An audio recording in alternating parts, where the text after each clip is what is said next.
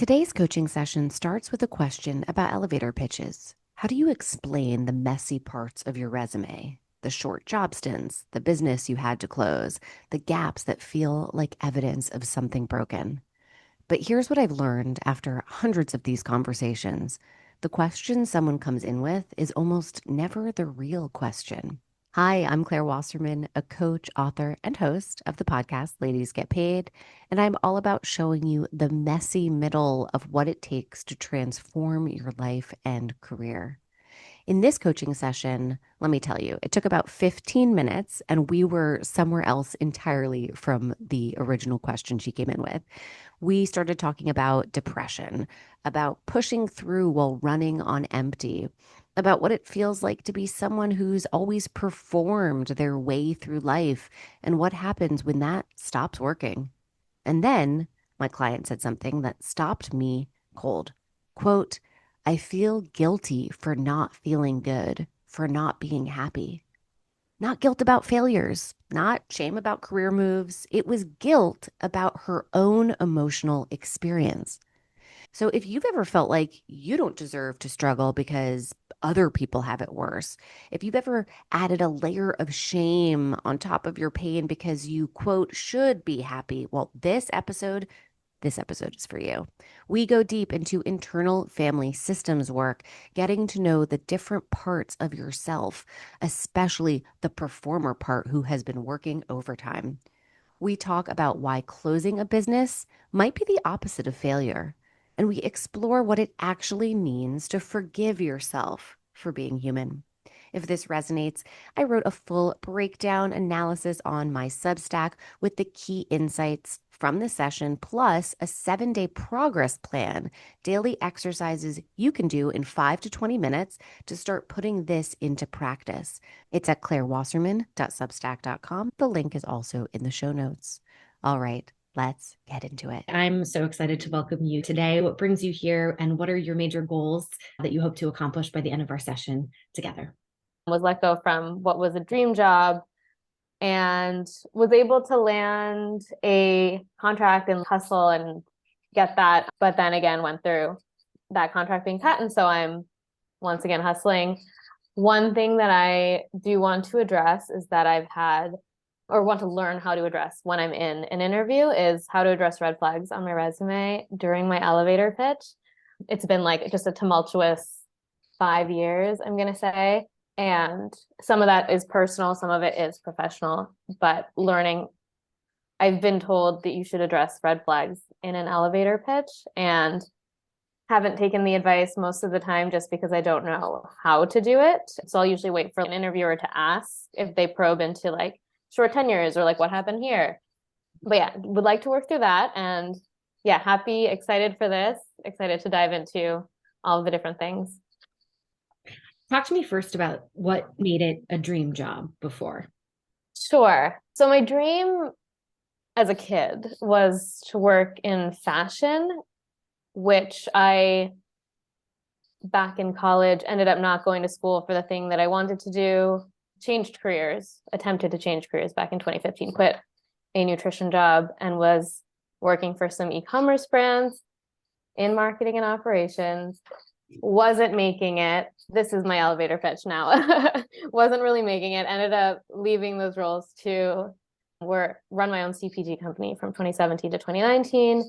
And then when I had to close my business, I decided to get a marketing job and have been working in marketing ever since. The role that I was last in was a dream job. The industry was not fashion, but I have over time gained an interest in e-commerce and fintech. It was in the fintech space, and it was digital marketing, a digital marketing manager role. So I was managing all of our channels. It was like a highly creative role. I thought that I would get to work on, I was getting to work on a lot of creative campaigns. For it being fintech, it was really fun and creative, and we had a budget, which was fun to work with. But yeah, that role didn't work out. And so now I'm trying to figure out what's next. And do have some exciting things in the pipeline, but I'm always looking for more and for growth. So I absolutely want to address the elevator pitch and what we say, but I also want to make sure that we're applying to the right jobs. So Or do you feel really confident in the places that you are looking, the opportunities that you are putting yourself out there for? Or do you feel like you need to do some more work on yourself to know, okay, does this make my heart sing? Yes, yeah, no, I absolutely love what I do. I love like the career trajectory I'm on. Would like to be doing the same thing for the next 10 to 15 years. There's a little bit of pressure to make more money year after year. So I have like my personal finance goals that are always growing. But in terms of what I do day to day and the types of interviews I've been getting, it's all like in line with what I want to do. Okay, fabulous. And if you want to just say, I know we're making you anonymous. If you want to just say what it is that you are looking for, that could be helpful. Sure, yeah. So the types of job titles that I'm looking at are digital marketing manager, growth marketing manager. I do have a lot of life cycle experience, so I'm open to life cycle marketing manager types of roles, have a lot of expertise in SEO and SEM. So I'm open to like also getting narrower and just doing SEO or search engine marketing. But yeah, those are the general roles. Would be cool to go into like senior manager type of role, like a step up. But I'm fairly open to Okay. anything at this time. All right, let's talk about red flags, potential red flags, getting in front of them, if you even need to get in front of them. So, could you give me an example of your, I don't know, worst fear here when it comes to interviewing?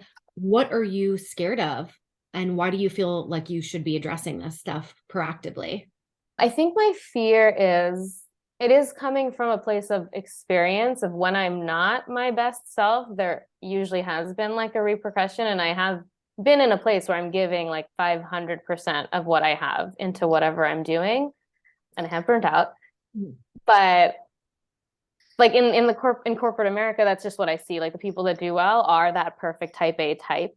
And it feels like being like an authentic person that's been through life and had pain. Like you're not allowed to, I don't feel like I'm allowed to show that. One, because I'm not sure if other people have been through what I've been through. And two, I'm scared that they won't understand if they have not been through similar experiences. Every single person who joins Ladies Get Paid or who reaches out, their first email to me is, I thought I was the only one, because for whatever it is. And I've been saying this ad nauseum to folks. We're not hiring robots. We're not hiring AI unless we are. But if you're getting an interview, they're trying to figure out how you fit into the team dynamic. So you do need to explain like who you are as a human being, not just as a human doing. I love saying that, but do dig into me a little bit here. And I already thank you and appreciate all of the vulnerability that you're going to bring to this conversation, like your humanness, your messiness. Like you'd written into me about career failures. I do want to dig in a little bit with you about how you even define a failure, because I actually a little bit, you may think things are failures when they're not, but what is raw and varnished, if you're willing to go here with me, raw and varnished, messy humanity that you are afraid to bring to the table? Give it to me. And I'll tell you if there's a red flag here, / how we then professionalize it. Sure, sounds good. So I'll tell you I'm like afraid now to like really talk, but I can tell I want to start with the one time that I did share this in an interview, and then I want to tell you like the unvarnished version. So I was in an interview and this person, this was recently, this was about a month ago, asked me, he was a COO, older white man from Texas, asked me what's the hardest thing that I've been through. And I was just like, fuck it, I'm just going to share. So I said, the story of how I closed my business was, it was like 2017 was running my company. Okay, I'll give you unvarnished version. So I was running my company, went through a breakup with, this is like the last serious relationship with a man that I had, and whatever, just was hustling, had a sales job, was running a CPG company, was trying to have a personal life, and started feeling like more attracted to women. I'm just going to for a quick second. CPG, that is, can you tell me? Consumer packaged goods. Okay, just for everybody listening, because I know you're getting to the good stuff and I don't want people focused on an acronym. Okay. And by the way, what you're about to share is, as you know, what other people may not know.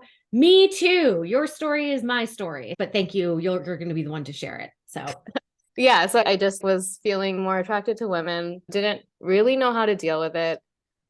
I'm someone who like is has been traditionally more comfortable sharing my story with strangers than with people that are closest to me. So my first like reaction was like trying to reach out to therapists or like people that I was talking to on an app. Like I'm like struggling a little bit and like just didn't get the support I needed at that time. And I ended up just going into a depression, a period of like dark depression, but was simultaneously again trying to run the CPG company, which was also very outside of my comfort zone. I'm very much like a creative and was doing all of this operations work, all of this stuff that was just very much not my forte, and was working almost 7 days a week and was burning out very consistently on a regular basis, but I was like pushing through it.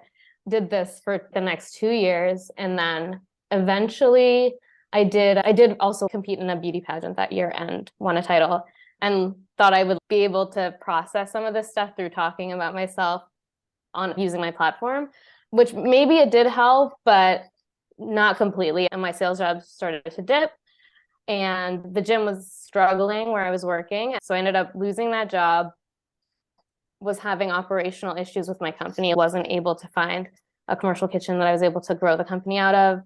And so I just made the decision to close the company also. And I was fortunate, my family lived nearby. I was able to move back home, was able to find a job in marketing close to where my parents live. And yeah, the pandemic happened like right after that. And I was able to like take that time for myself to figure things out, did a bunch of certificate courses, was able to like establish myself in my marketing career and move myself back to New York, and am like doing better now. But I have this resume that reads, the owner founder thing doesn't read badly, but I have had short stints at my different marketing jobs. And some of those, most of my jobs have been at startups. So there's that piece that like we didn't have performance reviews. There was no HR process. So there is a part of it, but it just wasn't my fault that I was let go. But there is that also, that other part of I wasn't giving this my 500% like I have done in the past. And there's that element of like guilt that I feel. And that's the piece that I don't know how to address in interviews, of the part that I feel personal accountability for. Mm-hmm. First and foremost, thank you for sharing. Thank you for sharing all that. I think the unvarnished truth that you tell to not only others, but to yourself is the only way that you are going to figure this stuff out. And by the way, everything that I'm saying to you, I'm saying to myself, because when you submitted your story, I very much see myself in it. And I'm such a like positive person, and I want to keep moving, and I want to be productive. But then that doesn't allow you to actually process stuff, because in order to process things, you need to face them, and you need the element of time. So my first question to you, and yes, we're going to get into like how do the words you use in an elevator pitch and all that, but I think there's some foundational stuff I want to cover first, is have you really fully processed the grief of shutting down your business, of disappointments you've had, et cetera, et cetera? Have you, I know you said you've gone through depression, but you told me a lot of the doing around it, the actions you were taking to remedy your situation, which is fabulous. Like, I'm all for that. I'm here to help people take action and be positive. However, before you can do that, I want us to make sure we're not skipping over the fundamental step of actually just feeling it, sitting in the shit, acknowledging it as like an ending. Like, to close a business, there is grief associated. How in touch would you say are you with the feelings that you had on all of these experiences? Yeah, Good question. How do you continue it? When I started my company, it actually, I didn't realize it at the time, but I think that there was an element of it not being aligned with my purpose. Mm-hmm. I was like, oh, these are my mentors that are entrepreneurs, that are women entrepreneurs. And like, I was in New York back in 2016. That's just like the culture here. It's like super entrepreneurial. And I was like, I need to start a side hustle. I just went with it. I was just hustling. So it wasn't like a super strategic move. And when it ended, I actually felt a sense of relief when I made that decision to close the business. The part that feels like a failure is like having to talk about it as though it's a failure, if that makes sense. But is it even a failure when all the things that you gained from it, like clarity of who you are, of your purpose, like confidence in future decisions you'll make to make sure that they're truly aligned with your intuition and not from external expectations or whatever? Let's talk about all the things that you gained, right? So acknowledging that there are feelings to be processed and grief to be had. But now on the flip side, what are all of the opportunities and growth that have come from, we can talk about closing the business, but other things of all quote failures or disappointments? Like, where's the growth? Because there's so much of it. Right. I get that question. I think that most of the growth has actually happened over the last year of coming back up to New York and like realizing that there was so much that I could have done to have not left in the first place. And it wouldn't, had I taken the opportunity to like really be patient with myself and seek out these opportunities that paid better, not necessarily like within my industry, but just to be able to stay and pay rent. Maybe I wouldn't have had entrepreneur on my resume, but I might have been able to stay in marketing and maybe fashion or pivoted to where I am today without having to go through all the things that I went through, which obviously were teaching moments. But I think over the last year, it's like I've had those moments where I'm like, oh my gosh, everything's falling apart again. And I'm like, let me just, and I had the support of an ex, but it was like, let me keep my apartment. I'm not giving up my apartment and I'm just going to figure it out. And it's been stressful. And I've never felt stress related to money in the way that I've felt stress over the last few months. But I have been able to get freelance work and I'm not meeting my savings goals, but I have been able to pay rent. So there's like an element of that. I'm like, oh, I didn't have to leave. Like, I don't have to make decisions out of fear and I don't have to let my anxiety make decisions for me, which I've been through this. Like, even in the last few weeks, I thought about buying a cabin upstate and running an Airbnb instead of working in marketing. And I was like, if I want to keep working full time for the next 10 to 15 years, like, I don't know if this is the right choice right now. Because again, I'm like, I burnt out last time I did that. So that's like another thing that I'm thinking about now. But I want to dig more into this closing of the business though, because this is going to be part of the story. So for you, as I've understood it, and correct me if I'm wrong, the closing of the business looks like a failure and might be a red flag. That, yeah. So the last few tenures on my resume also were like short, which I think is like the bigger red flag. And I will address this now. So like, you don't have my resume in front of you. I do, do you? Oh, yeah, but okay. those who are listening and watching, they don't. So the job that I took after I closed the business, I was like still pretty depressed during that time. And I felt like I wasn't putting my best foot forward. And so that's like the level, like I was there for 8 months and was let go for no reason. And they did end up laying people off like a few months later, but I was like the first one to be let go. So it just felt like this happened because I wasn't. Right. I'm someone who's like, I show my emotions on my face. I'm like, when I'm my best self, I am very charismatic and like I am that person that can win anyone over. When I'm not that person, like I'm someone who's like a little bit more closed off. And I felt like that impacted the way people saw me. And I felt like I was through that. But then when I was at this job recently, this is my first in-person job since the pandemic, was my recent job. And there was an element of that I wasn't able to win my manager over and was let go. And there's like a piece of the feels like that felt like it was my fault, if that makes sense.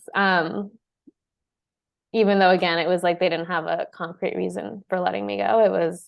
I just felt like I should have been able to win her over. I should have been able to like ask for more one-on-ones and figure out what wasn't working. And just even if she didn't have a strong reason for not liking me, like just figure out a way to get her to like me. Did you actually care enough though? Like how much of the job did you like again, are these the right jobs for you?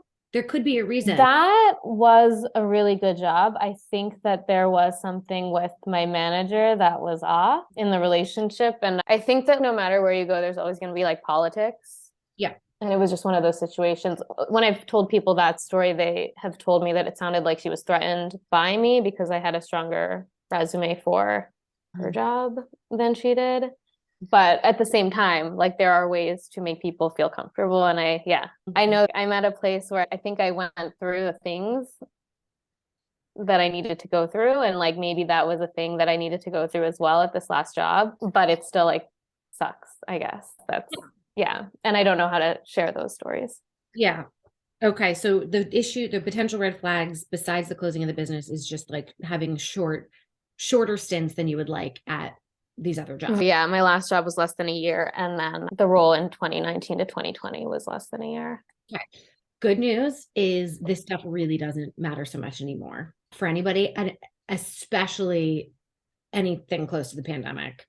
No questions asked. If there was a short stint, I would really imagine yourself as if you were a freelancer and those were your clients. I'm not saying that you lie and say that you were not full-time. We can talk about answers you can give about why they were so short, but for your own healing here and just like releasing any guilt that you might carry about why they were short.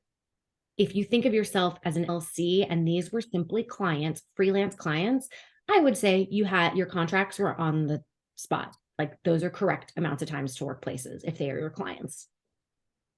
So that's one little mindset trick shift that for you to give to yourself, because it's true. Yeah, you were full-time employee there, but you're a full-time human being. Okay. And like all the jobs that you end up working at are like your clients in the business of life, right? You as an LC.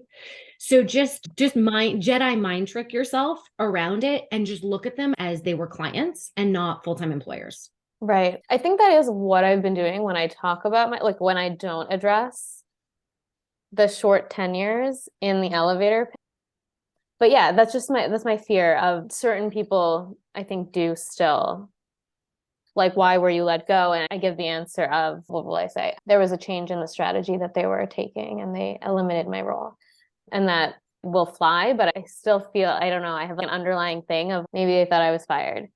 And also, is the direction that you're going in your career a little bit different now from what you were doing before? Like from what I was doing last, no. I would love like the identical job. I've interviewed for basically the identical job. Yeah. I think you're gonna wow them so much and everything else that you say. Just a quick, like they eliminated the position or they were doing like mass layoffs, step in it. You can also be like, I was looking for something with more potential for growth or a company that was better aligned with my values, or that sounds a little bit more like you chose to leave, which isn't Right. bad, but just something that just pretty quickly pivots to why this new job. Okay. So you wouldn't address it at all. Like you wouldn't like draw attention to it. No, I don't think so. Again, it's so common now that people work at places for short periods of time. And also these could have been your freelance clients. Right. They don't need to know that they weren't. If you even wanted, again, I'm not saying anybody should lie here, but if you wanted to say, I've been running my own business for the last like 10, 15 years, and these are a number of the companies I've worked with, I wouldn't ask you, why was it only 8 months? So I wouldn't personally draw attention to it unless you're asked about it. To me, it's just it's unnecessary. That's like what's normal now. Yeah, I think it's normal now. Again, you could have been working for yourself and they were your clients. So these are just the companies I've worked with, positions that I've had. You'll have answers prepared if they do ask you about why, but just don't feel like you need to go into depth, because that's not what's going to get me excited about working with you. I want to hear about who you are and your thought process, work ethic, who you are as a teammate, how you contribute to company culture. But I want to go back to this business thing for a second, because it just has such a good story to be told about what is the advantage of hiring somebody who has run their own business, and just follow up on that. What is the advantage of hiring somebody who has had to make the painful decision to close it? You really have everything about business, the good, bad, and the ugly. You can see not just your role at this next company as some isolated cog in the wheel. No, you have a really good lens on the ecosystem of how companies need to make bottom line and how each role, each department fits together to contribute to that bottom line. So I think you can speak from a very empathetic place because you've been there, about, wow, you now have a good lens of, sure, we're focused in this specific area of the business in my role, but I now can see in a much wider lens how that fits in to making the company money. Decisions of what didn't work well, where there were pitfalls, like the lessons you learned from that. I just feel like there's such an interesting story to be told from it that also demonstrates your self-awareness. Like it took humility to say, this isn't working, right? That takes a lot of courage.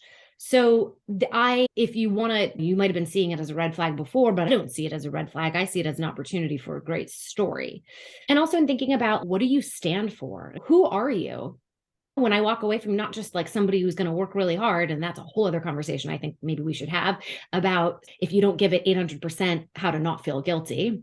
But putting that to the side, like, what's the impression that you want me to take away from you? Like, how do you fit into my team dynamic? Again, as like a human being, right? Not just a human doing who can do the job. Right. Yeah. What would you say to that? What is your elevator pitch to me about your greatness? My greatness as a human and not as a doer. Yeah, whatever.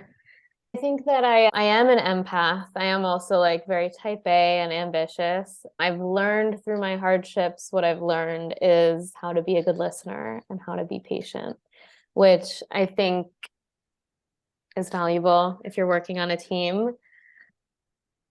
Yeah, at the core of me, I'm like an extrovert.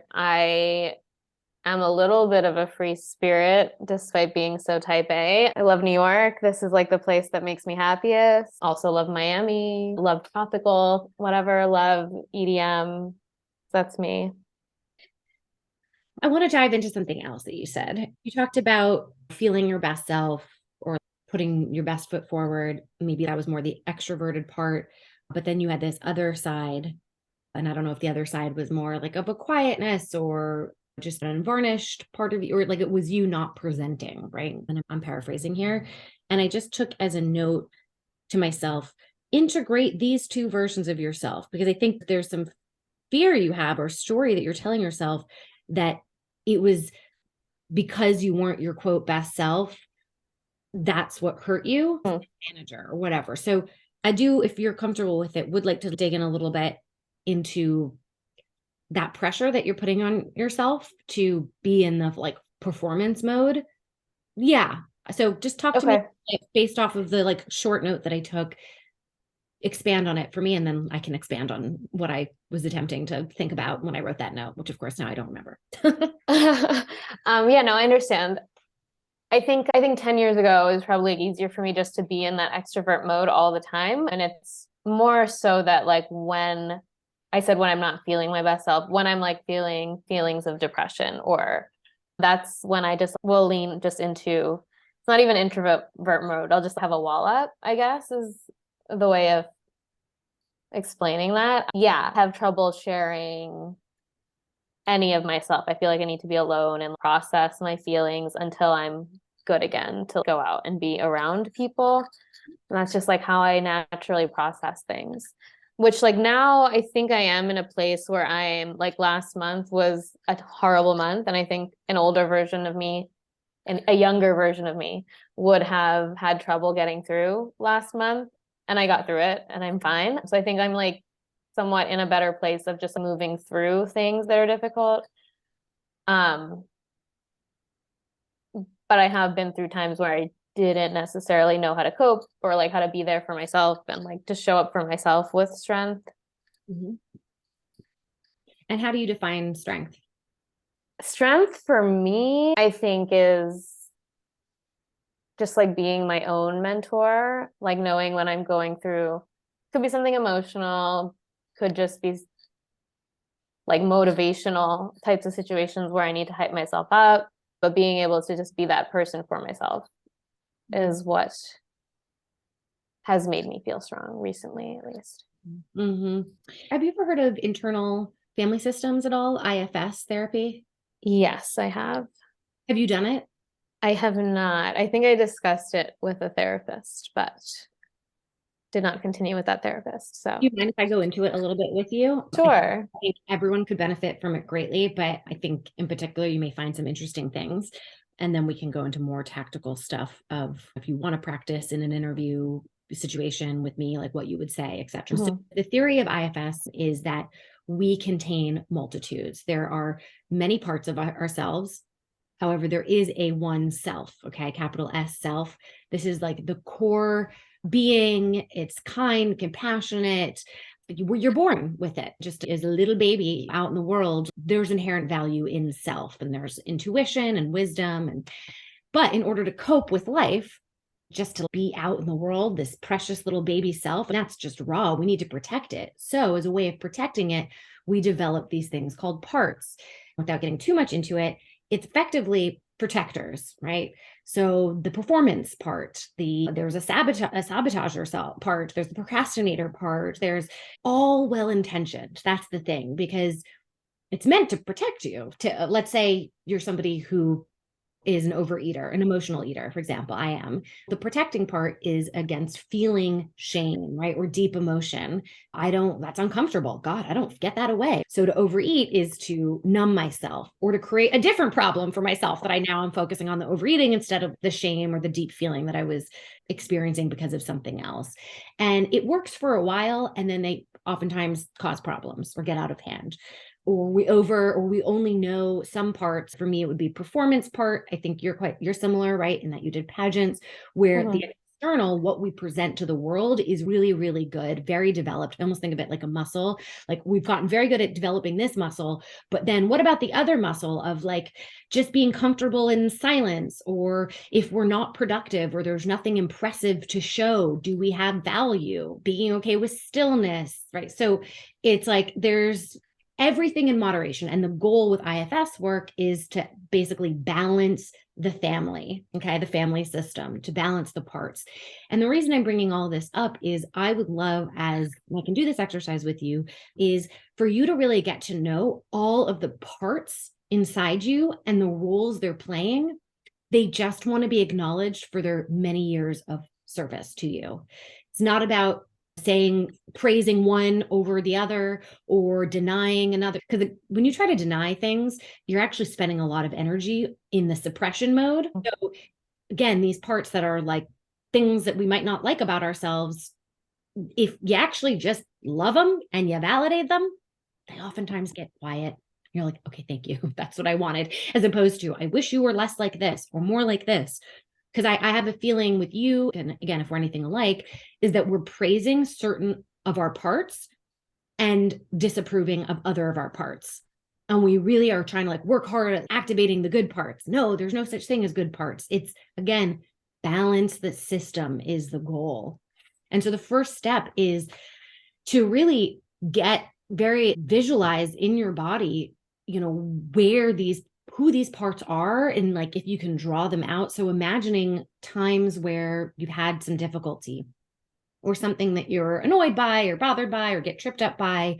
And when you close your eyes and you imagine this time of your life, figuring out where in your body you instinctually feel it. And if you can just describe the color, is there a shape to it? I oftentimes see them as characters. Inside Out is actually a really great movie for this. And go through this, and I want to dialogue with you in just a minute, of these experiences and discovering who's at the table, how I look at it. And I discover new ones all the time, and they become very cute. So these parts that I battle with, typically, that I'm like, Claire, stop procrastinating, or I wish you would stop overeating, or, oh, you're being lazy, or whatever, right? You're battling with them. Well, they're in the shadows, right? Because you're looking at them without compassion. So you're distorting their view. So they look scary and something you have to battle. But when you come at them with compassion, all of a sudden something that was scary, like my inner critic, becomes, I call her Hildebeest, and she has like this funny little character. Or I have this like time pressure of, you're 36, why don't you have a baby yet? Why don't you make more money? She's the timekeeper. Turns out that part looks like a string bean. I can't tell you how. I just was, when I was visualizing in my body, it's what came to mind. So now, and every morning, every day, I say, who's at my table? And I go around the string bean, the Hildebeest, the analyst, we don't need to continue on with my own therapy here, but I let them all say their piece about my fear that I'm experiencing or the issue at hand. What does everybody think is best for me? They all have an opinion. And you know what? There's all validity to it because, again, the intentions are always pure, which is to help you succeed, to protect you so you survive. And then I just go down an exercise of sometimes that's enough of just hearing everybody out. And I go, okay, great. But we're going to have to get all these parts to trust that you in self, okay, the capital S self, you got this. Just like your decision to close the business, right? Like as painful as it was, there was relief, right? Because you were making that choice from a place of self, okay? Not a place of fear, which was being manifested by a part or whatever. So I just, again, and I'm so glad that you have found a job role path that is what you want, which is great.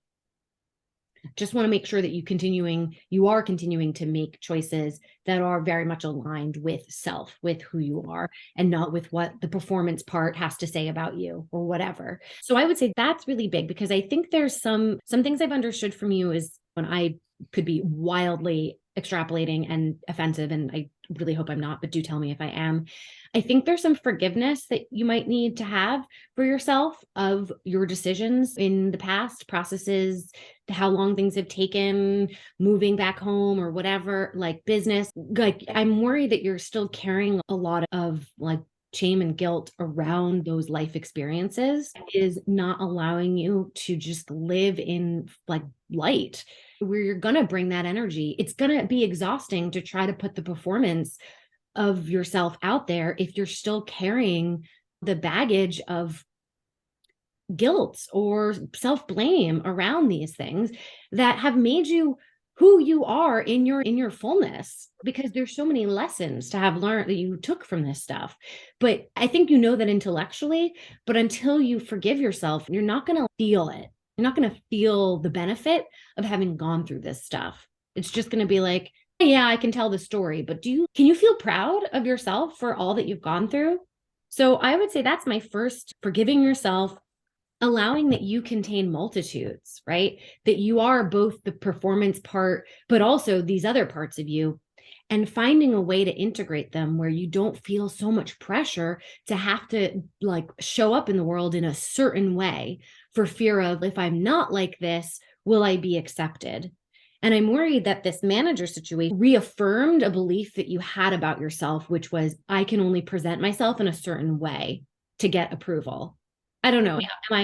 How close am I to bullseye here? You're fairly close. Yeah, I think it's more not guilt. The failures were a result of how I felt. I think I feel guilty for not feeling good, for not being happy. Is what I feel Ooh, guilt over. ooh. And why is that? Why do you have to feel happy?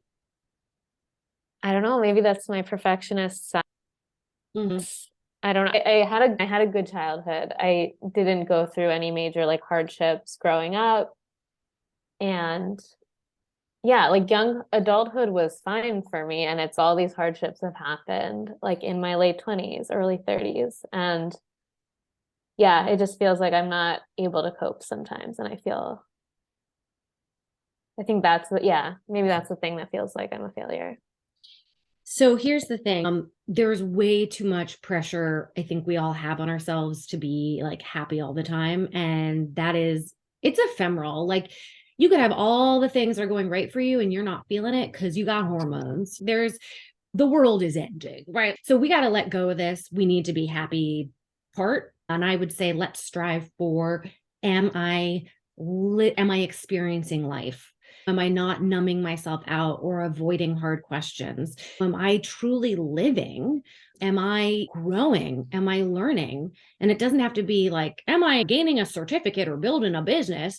It's no, am I just containing more spaciousness to carry multitudes of emotions, right? Am I allowing myself to be a more complex person, right?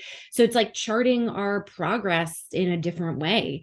So I think that's just one thing I want to mention because I totally have felt that pressure to have the happiness. And I think as a society that's put on us, I also think when we look back at our childhoods and if there's no obvious trauma with the big T, or then we feel guilty, right? Oh, who am I to complain? And then it becomes like a suffering Olympics. And it doesn't matter, because when your mom leaves the room and you're a baby, and just because she left the room to go get a sandwich, you didn't know that. It could have felt like she was leaving you. We experience things like, it's just how we emotionally process stuff that got stored in our body and dictated narratives that we tell. So I do think it doesn't really ultimately matter what happened. So to not feel like you're not worthy of feeling, you know what? I'm actually going to just speak now from a very personal place. I actually think in some ways I was at a big disadvantage of learning how to cope with stuff because I had a lot of success. I didn't go through, I had a messy family life, so I guess that's good. But I don't know about you, but did you ever really fail at stuff growing up? I did have a self-sabotaging part of me when I was younger that I overcame while competing in pageants. I wouldn't say major failures though. It was more of me not, I learned how to apply myself in my 20s, if that makes sense. I learned how to like give things my best shot. Like in grade school, I remember thinking I don't need to work that hard to get A's and B's. I can just coast. But yeah, once I started doing things I actually cared about, I got into this perfectionist mode. I think it's us realizing that we are not like, who is taught how to live a good life? Like, how do you learn resilience? How do you learn intuition and staying aligned with your intuition? How do you learn growth mindsets versus fixed mindsets? How do you learn to let go of imposter syndrome and perfectionism? How you learn, you experience it. And that's Right. why you're doing all the right things. But that's where some of the forgiveness I think needs to come from is, we're learning this stuff now because this is the time to learn it. Unless you were lucky to have parents who were coaches, and some of the most fucked up people are the ones who have parents who are therapists. So that's not even necessarily helpful. But this is hard. This is hard stuff. And so I would say if there was a lot of difficulty in more recent years, it's because the lessons that you need to learn right now are, how do you live your life in a way with less pressure? That would be a number one. So would you say perfectionism, if you're going to look at all the pressures that you put on yourself, where would you say, which pressure is feeling the heaviest on you right now? There is a lot. The perfectionism, I think, is related to the happiness. My life has to look perfect. I definitely feel the pressure of, I'm in my 30s, need a partner, need to be on a track, on a path, which I think some of that is aligned with what I want. But there's pressure that's just unnecessary, I think. The protector and the performance, I think, are coping mechanisms, adult coping mechanisms. For sure. For sure. Yeah, I would say in terms of perfectionism, my God, I'm totally a recovering perfectionist. I don't know if, listen, we're socialized to be that way, especially as women. And I would just say, starting with really getting to know that perfectionist part as something that you have a relationship with. So you are not a perfectionist, okay? It's just a part that you have. Like, you are you. And that is a being, that self that is outside of these parts, okay? So who is this perfectionist? So really starting to, again, what is he or she or it, they, what do they look like, feel like? When do they manifest? Start to build a relationship with it, because what I want this perfectionist part to learn is how to trust you, the self you, right? Outside of, so it's that you can learn from your perfectionism, right? Because when you every day and you go, who's at my table? And you check in with the perfectionist and you think about a situation where you feel pressure to perform and be perfect, right? Okay, what does the perfectionist have to say? What advice would she like to give me? And you listen to her and you also listen to the other parts, okay? She will not rule your life. She will not be the predominant force in your existence because you've made her smaller than you. Okay. So I would say that's the big part. Then I would say, what are maybe the transform, like what's a corresponding transformation that we can give to this perfectionist part? Where's, if we could say, here are all the negative parts, or here are all the negative, why perfectionism, what we don't like. Maybe your perfectionist part could become actually the fire starter that propels towards challenges and growth, right? This drive to succeed in that way. So then we can start every time the perfectionist part is coming up. We're like, all right, I can see you. Just a visualizing her putting on a costume that is now the energy or the warrior, or whatever. You'll figure out what that transformation can look like. So again, it's not getting rid of the perfectionist, it's learning from it, her as best you can, helping her transform into a more helpful role, and then also reminding you that you are bigger than this. Okay. And that you also have to make a choice, right? Sure, there's a lot of good that the perfectionism has given you. She wouldn't exist if that wasn't the case. So she's made you detail oriented, I'm sure. She's driven you to do big things, take whatever. There's a lot of positives, but what are the consequences of holding on to her in her current form, right? The exhaustion or the maybe making choices that aren't aligned with your authentic self or whatever, like really detailing out the negative consequences and then catching yourself and going, I'm going to make a choice to not, I think the consequences outweigh the benefits. Yeah, I think I have an empath side and empathy towards others, but being able to turn that side and have empathy for myself is the way to approach that perfectionist part. Yeah. Yeah. Do you know Kristen Neff at all? She's I've like, heard of her, yeah. yeah. So going into self-compassion work, like mantras, really helpful. You say them even if you don't believe them. Although when you're doing some of this work of closing your eyes and getting into your body, if there are certain phrases that do pop up, use them. So for me, one of those was, you are home, I am safe. And I actually just repeating that over and over again in and of myself, just me being is good enough. And actually, if I start to operate more from that place versus my performance part, I'm going to end up having deeper connections with people. I'm going to attract opportunities that more aligned with who I am. Because here's the thing, you came in asking questions around your elevator pitch, but I really do want to make sure you're speaking it to the right people who are going to get you also. Where when you do talk about the quote red flags, like it's done in a way and to an audience that's, I totally see this, because you're explaining it from that healed self, so to speak. I also say another really something that's been very helpful for me in terms of my moving through my perfectionism, or I guess moving with my perfectionism, because it doesn't go away, which is fine, which is good. We just want to transform it, is to really imagine myself as a student or a scientist or an athlete or a filmmaker. Those are like my main characters that I become, which is I'm looking at everything through the lens of what can I learn, so that it's not about performance at all. It's about, because performance is for other people, but can't control other people. We can only control ourselves and what we are able to gain from this experience.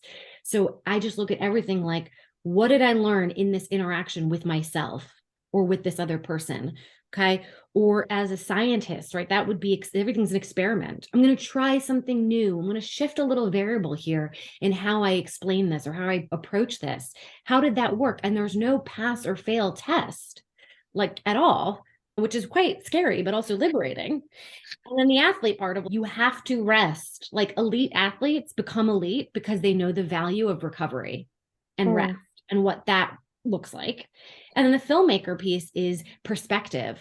So being able to take a step back. And if you were watching your life like a movie or telling your story in a memoir, it's how do you just use all of this to propel you forward? And no, I don't mean in a like productivity sense or in a building a career sense. And it's just like you as a more interesting, complex human being, like all the layers are there. They just feel messy because you need to figure out what place they have for you. So I don't know, like I was looking for a coaching session, not a therapy session, but I just do think a lot of that work of how do I talk about myself to other people? The first question is, how do you talk about yourself to yourself? What are Right. some of your thoughts? And what can I help you in our closing time? What specifics can I get into, if anything, or if there was something I touched on that you want to dig into a little bit? Sure. No, this was all really great. I think that, yeah, that was like a good, that needing to forgive myself for not being happy was like on the nose. I guess I am aware of it, but I wasn't thinking about it or processing that. Relish the messiness. That's what makes the movie interesting.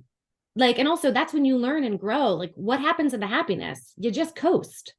There's actually just like Stacy's happening, right? So it's actually feeling like, and by the way, if any time you're having like a really deep emotion or anything's like feeling overwhelming, A, breathe, but B, imagine you're breathing into a container and you're the container and you are getting bigger and bigger and you're just containing more complexities. And that's richness, right? That there, and you might not know how to use it or what the purpose is at this point, and that's fine. You have to go feel the feelings first, but it's the richness, right? Just if you're making a soup or a sauce, right? It's the complexity of the interplay of how these different ingredients mix together. So this is good that you've experienced these things, I think. Yeah, it is a positive, and I think I need to reframe that rather than feeling bad for myself, which is like probably a thing of privilege that I even feel that way. Yeah, but that's a judgment. That's even a judgment on it. I like, because is there a tinge of guilt of I have it, I have all of these that let me just tell you again. I went through the pandemic, had horrible mental breakdown after I published my book. And I'm like, you motherfucker, you got to be published by Simon and Schuster. And you're like, who am I? I don't know. People would kill for this opportunity. You think that helped my healing? No. Or I'd be like, oh, I feel because I've struggled with an eating disorder, feel so fat. How dare I say that? Look at myself in the mirror. I should feel so grateful that I'm naturally thin. But it doesn't, like, it was this, I'm like judging. We have so many judgments, consciously or subconsciously, that we like thread through the narrative of our lives that really hinders our ability to just accept, again, the complexity of the human experience, which is that we have many contradictory things that we've experienced, right? Like we have the privilege and also can feel terrible. It's all of the things together. Anyway, I don't mean to keep cutting you off, but I know that there's, especially when you do have a lot going for you, it's like, it can be very hard to just allow yourself the space to feel this way and to have your feelings be validated, which they completely are. Like, yeah, to have non-Instagram moments. Yeah. And what would it be like to share more of who you are? Just the practice of vulnerability. You had mentioned you wanted to use your platform to Yeah, story. Yeah. What's going on with that? I think I have shared a lot of myself on the internet, but I'm like doing the opposite right now where I'm just like some of my social pages are private right now. I actually feel okay because I do some marketing and being on social media all the time is a little draining. Yeah, I know that this is going to be anonymous, but this is definitely pushing the comfort zone a little bit of putting this essentially therapy session out on the internet. Yeah, that's the answer to that question. Yeah.